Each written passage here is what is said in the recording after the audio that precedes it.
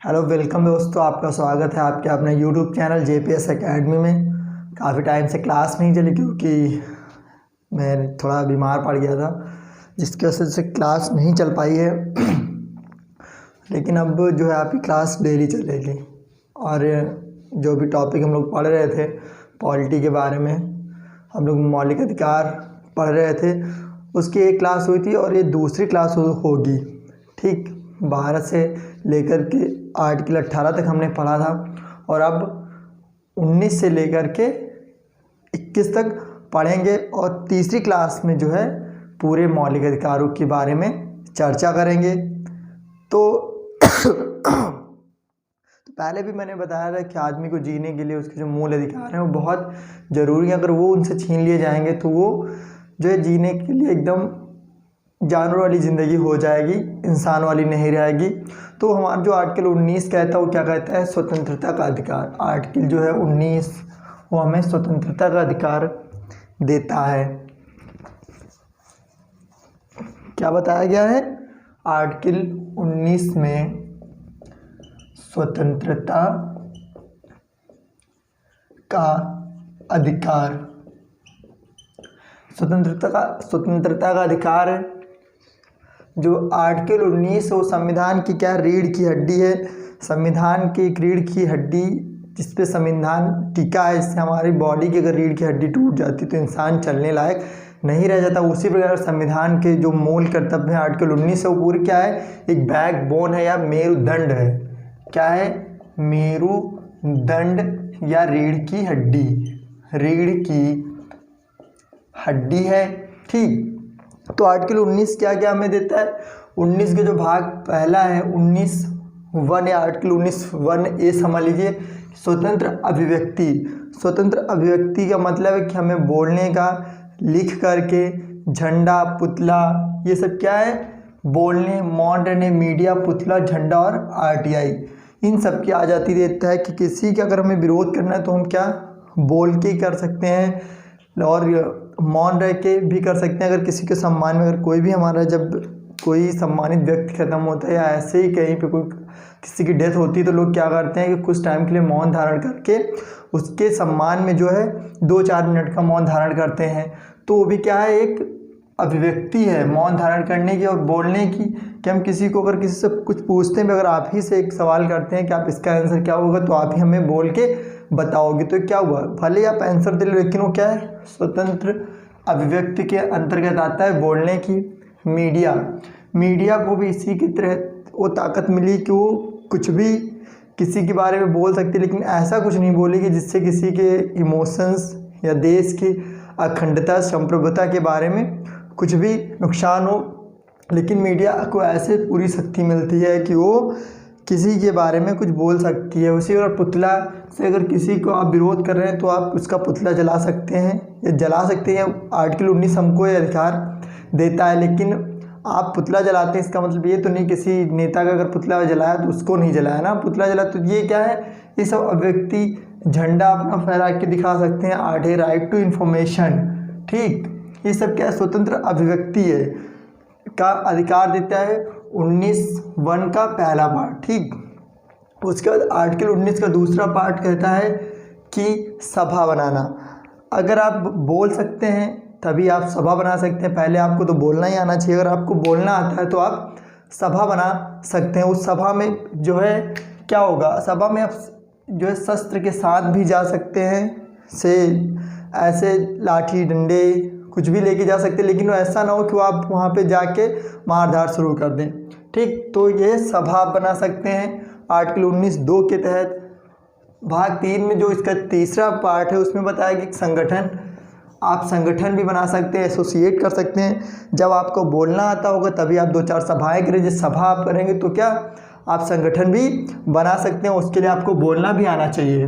ठीक, फिर क्या कहते हैं? संचरण, फ्रीली मूव, मतलब कहीं भी एकदम फ्री होके घूम सकते हैं, आप कहीं भी आ जा सकते हैं। लेकिन इसका मतलब ये नहीं कि आप किसी के बेडरूम में जाके झांकने लगें या कोई कुछ कर रहा हो, आप कोई नहा रहा हो, आप जाके क्या करें?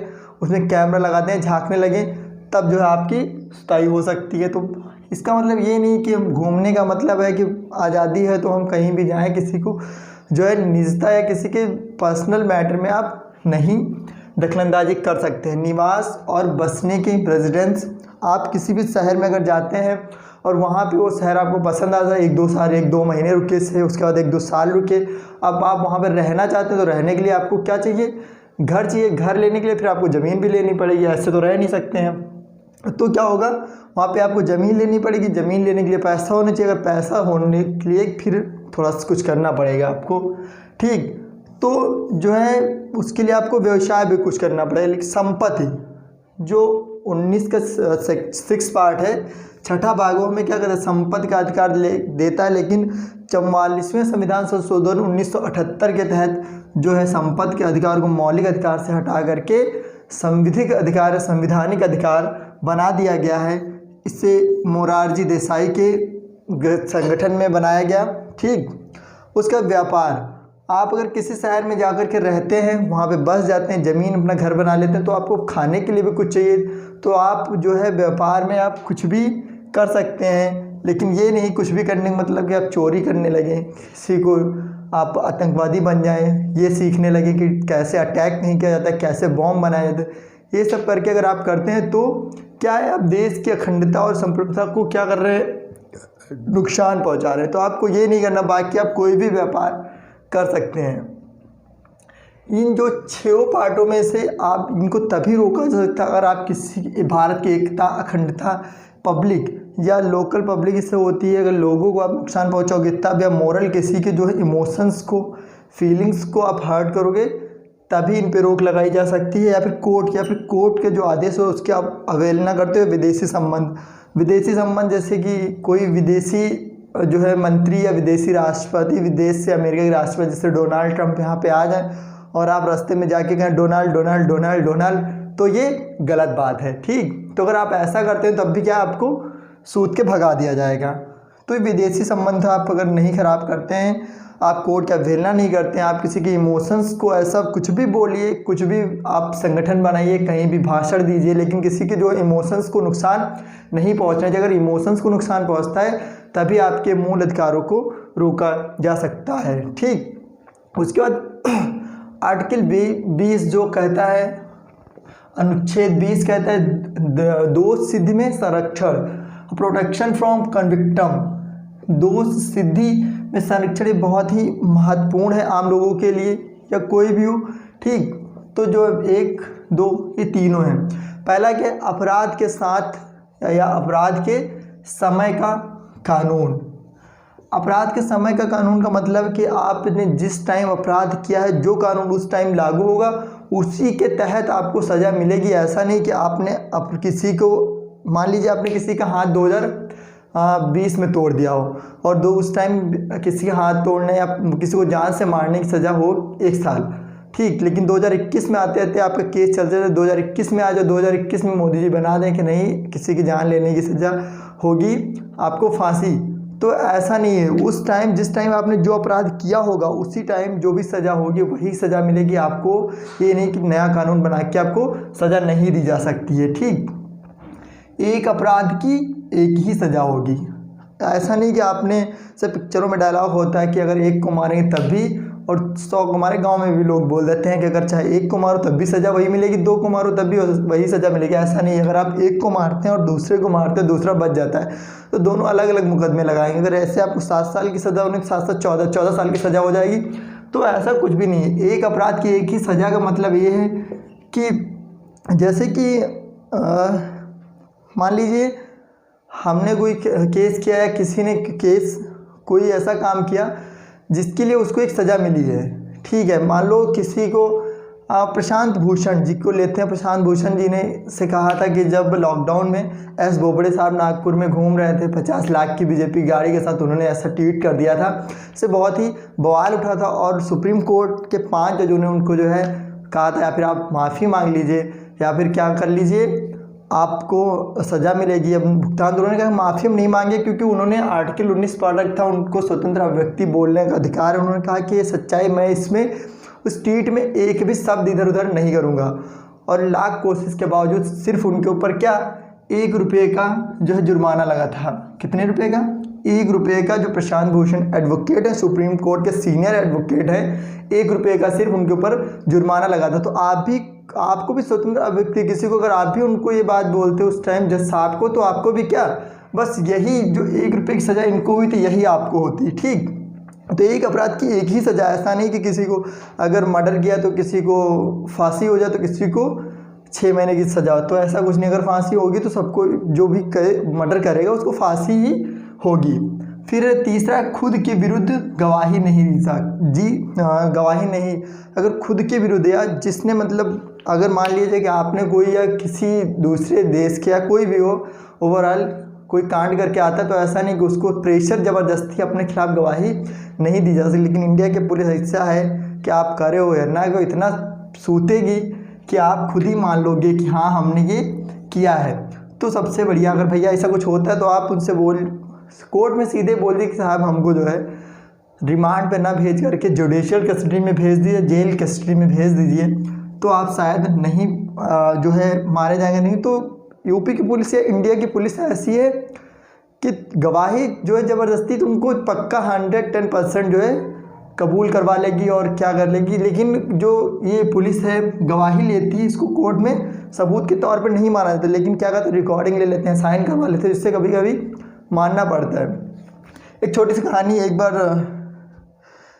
बात करते हैं यूएस की पुलिस, ब्रिटेन की पुलिस और जापान की पुलिस की और इंडिया की पुलिस की। तो बात ये हुई कि इंडिया के पुलिस की बात कर लेते हैं। ठीक, इंडिया के पुलिस की तो एक बात हुई कि देखते हैं किस देश की पुलिस कैसी और कितनी अच्छी है। तो जो बात हुई तो जापान की पुलिस को क्या किया गया, एक चूहे को जंगल में छोड़ा गया और उससे बोला गया कि आप इसको 1 घंटे के बाद निकलिए और ढूंढ के लाइए। तो जापान की पुलिस जो है चूहे को 1 घंटे के बाद गई और लगभग 5 घंटे के बाद ढूंढ लिया।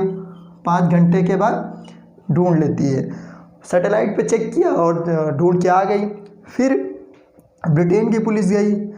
ठीक, तो वहाँ की पुलिस जो है उसने भी जैसे उसको चूहे को छोड़ा गया जंगल में 1 घंटे के बाद गई और क्या किया, 3 घंटे में ढूंढ लिया। 3 घंटे में, सही से देखिएगा, 3 घंटे में ढूंढ लिया। अमेरिका की पुलिस को भी यही बोला कि जैसे वहाँ पे चूहे को जंगल में छोड़ा गया और वो गई मुश्किल से 25 मिनट में, आधे घंटे में, वो 30 मिनट में ढूंढ के ले आई। अब बात है इंडिया के पुलिस की। तो इंडिया की पुलिस की बात ये थी कि इंडिया की पुलिस ने जैसे चूहे को छोड़ा, पुलिस को जंगल में 1 घंटे के बाद गई और कम से कम 1 महीना हो गया, 1 मंथ हो गया, 1 मंथ हो गया, लेकिन पुलिस जो है वापस नहीं आई।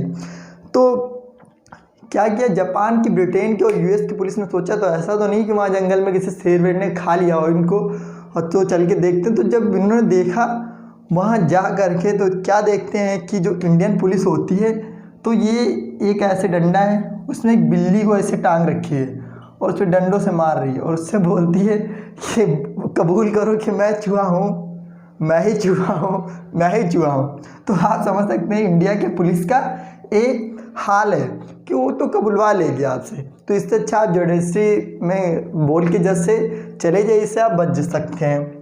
आर्टिकल अनुच्छेद 21 क्या कहता है, अनुच्छेद 21 कहता है कि प्राण एवं दैहिक स्वतंत्रता, प्राण की जो है अलग है और दैहिक स्वतंत्रता अलग है। प्राण की बात क्या, पर्यावरण, हर इंसान को एक स्वच्छ पर्यावरण चाहिए। इसीलिए क्या कहते हैं प्रदूषण जांच केंद्र वाले, भले आपकी गाड़ी कितनी भी पुरानी हो लेकिन आपको 30 रुपये या 50 रुपये की जो सर्टिफिकेट देते हैं बस उससे ऑक्सीजन आपकी गाड़ी देने लगती है। अगर नहीं ऐसा होता तो फटफटी गाड़ियों को उठा के पुलिस वाले क्या अगर सीज कर देते हैं। आत्महत्या अगर आप कर लेते हैं तब तो कोई बात नहीं, अगर आप मर गए, अगर आप बच जाते हैं तो आईपीसी की धारा 309 के तहत पुलिस आपको उठा के ले जा सकती है और आप पे केस कर सकती है कि क्यों तुम मरना चाह रहे हो। इंडिया में आप अपने आप से मर भी नहीं सकते हैं। ठीक, उसके बाद थर्ड है हेल्थ की बात है। तो आपने देखा होगा कोरोना टाइम में कि जितनी भी वैक्सीन्स वगैरह भी आई हैं तो लोगों को मिल रही हैं। छोटे बच्चों को टीका लगता है, 0 से 6 साल के बच्चों को, सब क्या है, वो सब हेल्थ के उसमें आता है। ठीक, तो ये भी आपको बहुत ही एक अधिकार दिलाता है। तो दैहिक स्वतंत्रता की बात करता है, एकांत या विदेश यात्रा। दैहिक स्वतंत्रता मतलब ऐसा भी नहीं दैहिक स्वतंत्रता की है कि आप किसी को नंगा करके दौड़ाइए रोड पे और बोल दीजिए कि जो है हमने इसका शोषण नहीं किया, कुछ भी नहीं है। तो क्या है उसके इमोशंस, फिर उसकी क्या इज्जत बची? कोई इज्जत नहीं बची। एकांत में उसे ले जाइए, कुछ भी करिए। विदेशी यात्रा, विदेश यात्रा, आप किसी को ये नहीं कि आपका वीज़ा रोक लिया जाए विदेश यात्रा करने के लिए, आपको दैहिक स्वतंत्रता है कि आप विदेश में यात्रा कर सकते हैं। निजता का अधिकार, निजता का अधिकार क्या है कि आपका अगर दो दोस्तों के बीच में बात हो रही है मान लीजिए, तो ऐसा नहीं कि आपके तीसरा कोई व्यक्ति आपकी कॉल रिकॉर्ड कर किसी और को सुनाए, तो आप ऐसा भी नहीं कर सकते हैं, ठीक। और अगर ऐसा होता है आप किसी को ज़बरदस्ती आप किसी के साथ कुछ भी ऐसा नहीं कर सकते हैं। राइट टू प्राइवेसी से होती वही निजता का अधिकार। और जैसे कि दिल्ली में एक केस हुआ था जिसमें एक औरत क्या करती, रात को 2 बजे किसी को मैसेज कर रही, तो उसके हस्बैंड ने पूछा कि किसको मैसेज कर रही हो, तो उसने कहा कि नहीं, और उसने फ़ोन में लॉक कर लिया और उसने पासवर्ड पूछा और पासवर्ड उसने नहीं बताया। जब पासवर्ड नहीं बताया तो उसने सुप्रीम कोर्ट गया, कोर्ट में उसने केस किया कि जो है हमको इनसे डिवोर्स चाहिए। तो उसकी बीवी पहुंच गई कि हाँ, वो भी कोर्ट पहुंच गई। उसने कहा कि हमको ये जो अधिकार है निजता का, हम ये सच में किसी को नहीं बता सकते। तो कोर्ट ने कहा ऐसा भैया आप यहाँ पे जाओ, आपका कुछ नहीं हो सकता, क्योंकि उस किसी के निजता अधिकार, किसी के पासवर्ड, ये सब आप नहीं मांग सकते हो, ठीक। अडल्ट्री, अडल्ट्री की बात थी जो IPC 400 धारा 497। अडल्ट्री का मतलब वो है कि अगर कोई हस्बैंड और वाइफ हैं, मान लो एक पति और पत्नी हैं, पति एंड पत्नी है, और पत्नी का अफेयर किसी दूसरे पति से, दूसरे मर्द से, और ये जाके वहाँ पे केस करते। तो पहले क्या था कि सीधे बीवी को कहते थे कि नहीं, बीवियाँ लड़कियाँ मासूम होती हैं, उन पे केस नहीं होगा। और क्या होता था, जो दूसरा आदमी होता है सिर्फ उसके ऊपर केस हो जाता था। लेकिन सुप्रीम कोर्ट ने फिर से इसमें जो इम्प्रूवमेंट किया और IPC की धारा 497 के अकॉर्डिंग जो है, अब अगर ऐसा कुछ होता है तो आप उससे IPC की धारा 497 के तहत जो फर्स्ट हस्बैंड होता है वो क्या कहते हैं, डिवोर्स ले सकता है। लेकिन अगर कार्रवाई होगी तो क्या होगी, दोनों के प्रति होगी। तो आपने देखा कि हमको आर्टिकल 19 क्या, स्वतंत्रता का अधिकार, बोलने, मौन, मीडिया, पुतला, झंडा, RTI, सभा बनाने का अधिकार, संगठन का अधिकार, संचरण का अधिकार, मतलब कहीं भी घूम सकते हैं, बट ऐसा नहीं कि आप किसी के जाएं बेडरूम में घुस जाएं और कहा नहीं हमको तो अधिकार है हम घूमेंगे। तो भैया आप उसके जिम्मेदार आप होगे। निवास और बसने का, आप कहीं भी जा सकते हैं, किसी भी स्टेट में जा सकते हैं, वहाँ पर रह सकते हैं, अपना घर बना सकते हैं। संपत्ति का अधिकार 44वें संविधान संशोधन के द्वारा 1978 में जो है इसे संवैधानिक अधिकार बना दिया गया। पहले क्या था, संपत्ति का अधिकार जो है आपका जैसे है कि आप कहीं से ट्रेन जा रही हो, ये ट्रेन मान लो ये पटरी बिछाई जा रही हो, यहाँ पे रामलाल का घर पड़ गया, इसने तो अपनी ज़मीन दे दी तो पटरी आगे चली गई, फिर यहाँ श्यामलाल का पड़ गया, फिर उन्होंने क्या कहा कि ऐसा कहा कि हम तो अपनी ज़मीन नहीं देंगे। तो जो है संविधान संशोधन जो 44वां हुआ उसके तहत जो है आप यहाँ की ज़मीन ये जो है अब सरकार ले सकती है और आप इस ज़मीन को मुआवजा आपको मिलेगा। तो ये क्या है, संवैधानिक अधिकारों का संपत्ति का अधिकार नहीं हो। तो व्यापार, आप कहीं भी व्यापार कर सकते हैं, कुछ भी कर सकते हैं अपने जीवन यापन के लिए। आपके जो मौलिक अधिकार है या जो स्वतंत्रता का अधिकार है तभी खत्म किया अगर आपने एकता, अखंडता, पब्लिक मॉरल कोड या विदेशी संबंधों के बारे में कुछ ऐसा किया जिससे नुकसान हुआ और लोगों को दिक्कत हुई हो, तभी आपके अधिकार खत्म किए जाएंगे। और आर्टिकल 20 कहता है दोष सिद्धि में संरक्षण, अपराध के समय का कानून, अपराध जिस टाइम आपने किया होगा उस टाइम जो कानून चल रहा होगा वही कानून के तहत आपको सज़ा मिलेगी। एक अपराध की एक ही सज़ा होगी, खुद के विरुद्ध गवाही नहीं। ऐसा नहीं कि आपको ज़बरदस्ती से जोर दबाव से आप अपने खिलाफ गवाही नहीं दे सकते। प्राणी एवं दैहिक स्वतंत्रता, पर्यावरण, आपको स्वच्छ एटमॉस्फेयर चाहिए। आत्महत्या आप करते हैं तो मर गए तो कोई बात नहीं, अगर बच गए तो धारा 309 के तहत पुलिस आपको उठा के ले जा सकती है। और हेल्थ, आपको इसी हेल्थ का ध्यान रखते हुए छोटे बच्चों को खसरा, TB इन सब का टीका फ्री में लगता है।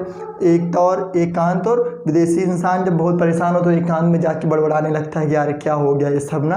तो ये सब है एकांत और निजता का अधिकार जो बता दिया। आप किसी के साथ ही ज़बरदस्ती नहीं कर सकते कि नहीं आप हमको ये बताइए, प्रोडक्शन ये सब है ना। और एडल्ट्री का जो है, तो आप अगर आप एडल्ट हैं या युवावस्था में, व्यभिचारी शब्द थोड़ा गंदा लगता है लेकिन फिर भी वो है कि आप किसी दूसरे की रिलेशनशिप में है, तो अब ऐसा नहीं अगर केस होगा दोनों पे होगा और फर्स्ट हस्बैंड या जो भी है तो तलाक ले सकता है, ठीक। तो इतना समझ में आ गया। तो वीडियो लगातार चलती रहेगी, क्लासेस चलती रहेंगे, आप लोग बने रहिए मेरे साथ और चैनल को सब्सक्राइब करिए, शेयर करते रहिए। Okay, thank you class.